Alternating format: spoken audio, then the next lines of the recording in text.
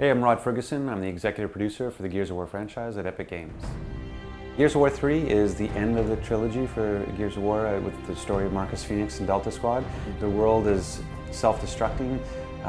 The Gears have banded together and have taken to the sea on an aircraft carrier to try to survive it the rest of their days. And Marcus gets a message from sort of beyond the grave talking about a way to potentially save the planet. So Marcus and his friends set out to try to save the world and then maybe find his father along the way. It's your father. Yeah, I noticed. Gears of War 1 was really about Delta Squad helping Alpha Squad with the Resonator to complete a mission. And in Gears of War 2, it was about ending the war against the Locusts and taking the fight underground and trying to flood the Hollow.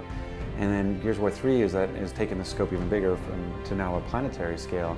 But now the story is even more personal because of that, the fact that it's about just a band of friends, going out. And that's why we have the brothers to the end as our tagline, is that idea of just friendship and trust is what's holding them together.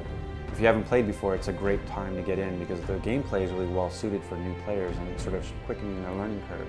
But it's understandable from a narrative perspective, they feel a little bit behind. So one of the things we did was we just created a previously on kind of cinematic to try to catch the player up. So here's what happened in Gears 1, here's what happened in Gears 2, and now here's what the situation is now, and you have to prepare for that. But I mean, for those who really want to take it to the next level too, are the books themselves by Karen. Her knowledge of those characters in that world, because she's been writing them from a book perspective, has been a huge attribute to dig into the character story even deeper. And so this is the biggest campaign we've ever done, the most polished campaign we've ever done, and a lot of it is focused on that storytelling. Our techniques and how we do motion capture, how we do facial animation, all those sorts of things are just being better at giving a story.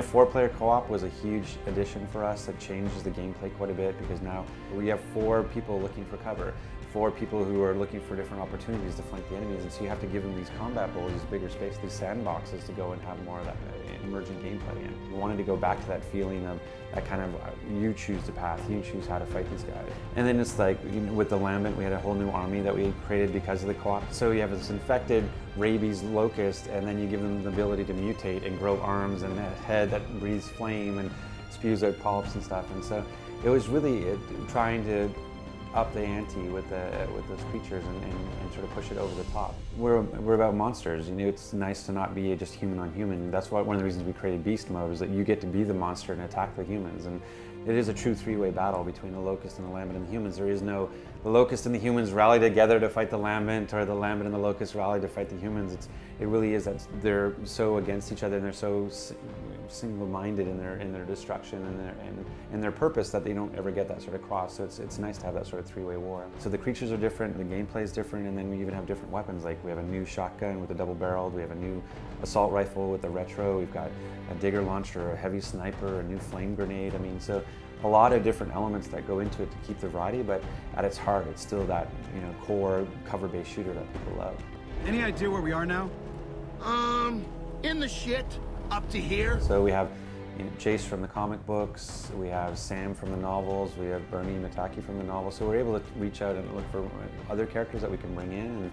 And the fact that we have 2 separate squads, where we have Marcus and Dom with Jason Anya, and then we have Bear and Cole with Sam and Clayton and Carmine. So we have these that's just 8 characters, plus along the way you're going to run into Hoffman and Dizzy and all these other characters. So it's a really rich character piece, and so being able to go and play as those different characters and experience it from their perspective is great.